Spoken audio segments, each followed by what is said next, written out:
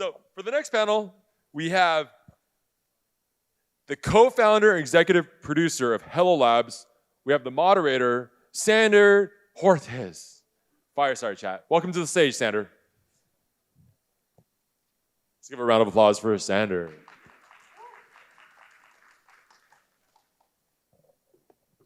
All right. Next, we have the co-founder and CEO of Bybit Exchange, Mr. Ben Zhou.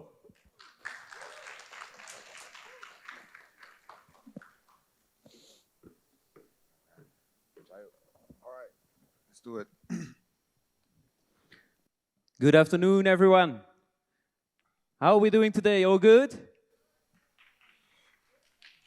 Make sure we say hi to the audience in the back. All right. Say hello to everyone. Thank you guys for being here today. I think it is at least my extreme pleasure to be here today with Ben. Ben Zhou, the co-founder and CEO of Bybit. I guess everybody knows who Bybit is and what they're doing. But let me ask the questions to the audience. Who in this audience is already trading on the Bybit exchange? Some clients. So no introduction needed. Okay, let's get right into it. Hey Ben, you know, when we were talking before, you mentioned a lot of stuff about how you got into crypto and what your experience is. Can you share with the audience a little bit how you started out and what your findings were when you started out?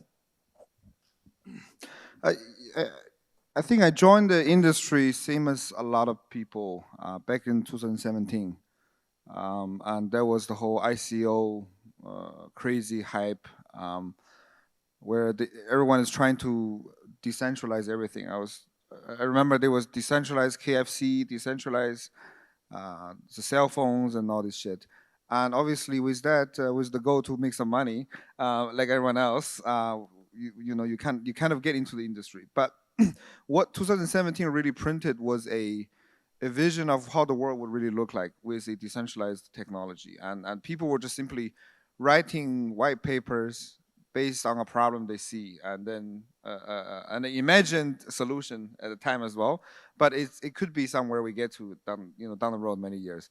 So I got in 2017, but my previous background, I was running a Forex retail exchange for like 7 years. So got in, and then really found out the trading experience was quite shit at the time. So we figured we could do something better. So that's how it all started, basically. Yeah. Wow, that's a very interesting story. So I think a lot of people know that you guys started in 2017, 2018, but actually you had a lot of experience before. So how were you guys able to build on that success, and what were like the early day struggles that you guys faced when trying to build a Bybit? I think 2017 was the golden age for exchange. If you want to start exchange today, my advice is just forget about it. At least not a global exchange. Maybe a local exchange with some barriers on regulation and things so you can operate. But on a global level, it's extremely hard because all the exchanges are so massive on infrastructures, on product lines. But back then, it was only BitMax and OKX. And the whole overall trading experience was quite bad, meaning that whenever the market moves, like Monday, all the exchange will shut down. Yeah, so we started with fixing one problem, is how to remove the instability of the platform, making sure that it always works. So on Monday we had our highest record trading day. We had more than 100 billion in trading volumes in one day. So and the system, everything was functional, but the whole team woke up because they have to make sure everything is on trigger, on point. Yeah. Wow. Yeah, that's incredibly important, because you can only imagine how you guys started and where you guys are now. That if you have a Monday with $100 billion trading volume, what happens to the market when Bybit doesn't work at that moment in time, If we crash, we will end up with so many client complaints because everyone's liquidated, they need to deposit, they need to do this and that. I mean, yeah, cannot imagine. Yeah, so it's truly wonderful what you guys have built in the last couple of years. And what do you think is the key of that success and that growth? You know, what were the instrumental moments or decisions that you made as a founder and a CEO to really build up Bybit to the juggernaut it's right now, right? I think for exchange, we see ourselves as the infrastructure of the industry. So we stick to that philosophy that whatever the industry is needing on the infrastructure level, that's something we want to focus on. We started off being a derivative exchange, but by 2021, all of a sudden, we are no longer just crypto. We are Web3. We are a lot bigger. We are the next generation of internet, and everyone's like, oh shit, you know. And for us, we were like, you know, we're good at building a product. How do we expand? And we figured most of the clients in crypto is not derivatives users, but all of them need on-ramps, all of them need spots. So we decided to expand those product lines. So that was one of the critical moments of Bybit, is to become a super app in crypto. So now we're here. We have one of the most extensive product lines. And everything else, I think, is to follow the fundamentals of running exchange, making sure it's stable, good customer support, making sure the product works. And the industry are always evolving and moving into new directions. We just need to make sure we are behind the industry and paving the road, and making sure that we can get clients from A to B. Whether the B is a new token, is a new ecosystem, we need to make sure we are there to connect them. Yeah, and I disclosed before this fireside chat that I'm a long-term user of Bybit, so it's a little bit to my own interest to make sure that everybody really understands what's going on in that market. If you think about, you know, where you've been, where you are now, can you enlighten the audience a little bit more about where you're taking Bybit in the next 2 to 3 years? I think we are in a unique position that Bybit, we need to be a lot more close to the community, meaning that wherever the industry is growing, we want to be the first one to be able to build the product, extend the product line into those areas. So most recently, we've been focusing on Web3, self-custodian wallets, because we do understand there's going to be massive need for that, especially for a lot of users who are not going to be able to use our centralized service at some point. For example, Europe is getting Mika. And the moment Mika is live, all the European users will not be able to use derivatives like what you are today. So I think a lot of users will opt to Web3 solutions. I think DEX is going to be big. At the same time, the reason we built option, a lot of people is asking, Ben, why you build option? Option will be extremely attractive when everything else, the leverage is lower. Option is not so attractive when you have 100 leverage perp. But when you only get the choice of five leverage, then option becomes extremely good product tool. So these are the areas we focus on. We want to make sure that we provide for the product and try to predict what clients might need down the road.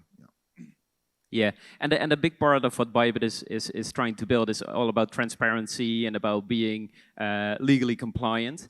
We touch base a little bit on the local market right here, one of the first markets where Bybit started operating.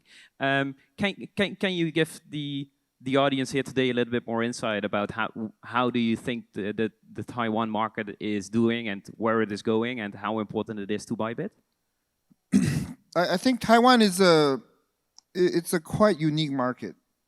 To us, it's a derivative market, meaning that majority of the clients are interested in trading derivatives, meaning that the nature of the clients here is profit-driven. It's not really new technology-driven, this type of things. So, and you can see that by looking at the landscape of the influencers in Taiwan. Whoever on YouTube, on Facebook, what are they talking about? What's the content? If you look at Turkey, they typically talk about new token, new things. Taiwan is a lot about derivatives. So first of all, it's a derivative-driven market to us. So it's a good market. To be very frank, to any exchange, a derivative market is an extremely good market. And the second is one of my goals this trip, I've been here for 3 days, is to find out the regulation. And we want to be compliant. So how can we be more compliant? And to be very frank, after talking to the lawyers, to the regulators, I think Taiwan do not want to have a crypto industry. And I think the current regulation is very much based on don't fuck up. Meaning that the government is more or less care about fraud and money laundering. And crypto somehow has been used as a tool to facilitate these two things that the government don't want. So they are forced to put a regulation to control these two things on crypto. Anything else, they don't give a shit. The best example is I'm a global player, and I look at the local player. I think they are not being protected. They're getting fucked. Meaning that if you're a local player, you get the license here, you do all these compliance and legal work. However, the regulator does not control the global player, meaning that eventually you just become on-ramp of Binance and Bybit and the exchange and such. So they don't make money, and they cannot compete. No way they can compete. I mean, we work with the Dutch regulator, right? The reasons they are busting my balls every day. They are like, Ben, if you don't comply, I'm gonna do this and this. I was like, oh shit, okay. How can I be comply? We work with Satos, right? Now we have a local Netherlands site providing the regulated market. And our global side, we have to retreat. If we don't retreat, they will come to me and bust my balls. So, but here, I feel like the regulator is more like, don't mess up. I don't want you to mess up. But I don't think they are trying to regulate the industry. Or I don't see it. I don't see them see it as a industry. That's from my perspective. Yeah. That's an interesting take for sure, to see that the regulator does step in, but doesn't really fully make sure that everybody complies. I'm originally from the Netherlands, so I would try to give you like a little bit more a stand-up approach today. So as we already mentioned and saw, there are a lot of Bybit customers in this audience. So is there any advice or anything that you would like to say to these customers, but also potentially the millions and millions of new customers coming to Bybit? How do you become an expert trader or really well versed in the Bybit ecosystem and family? Yeah, so with what I just said before, we will still be compliant. So we will explore the option to get a license here in Taiwan. That's number one. Number two is with just any users, I think, especially the users that are very into derivatives trading, is to see it as an investment tool, to not use it as a gambling, right?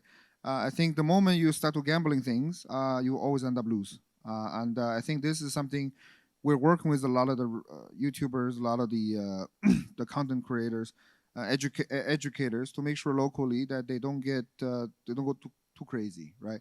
And that's the beauty of what crypto is now compared to a few years ago, is that there's so much vast opportunity to make a good return, but not insanely gambling return.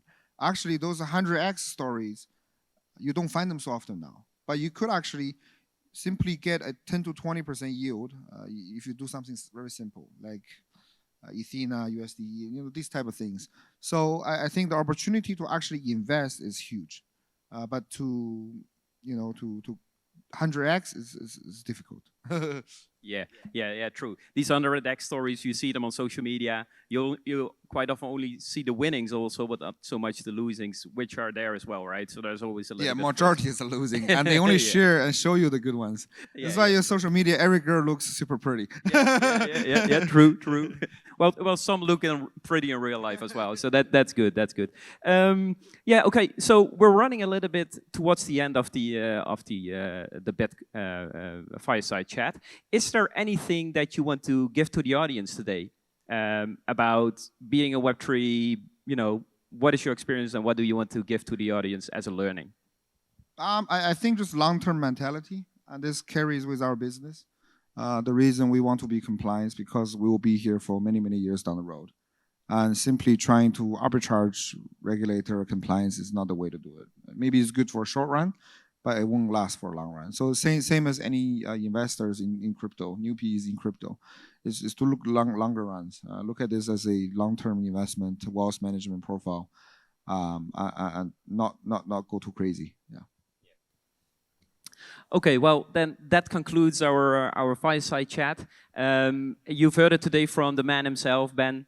Bybit is making sure that they. How much did Bitget pay you to have that? It's terrible. Sorry.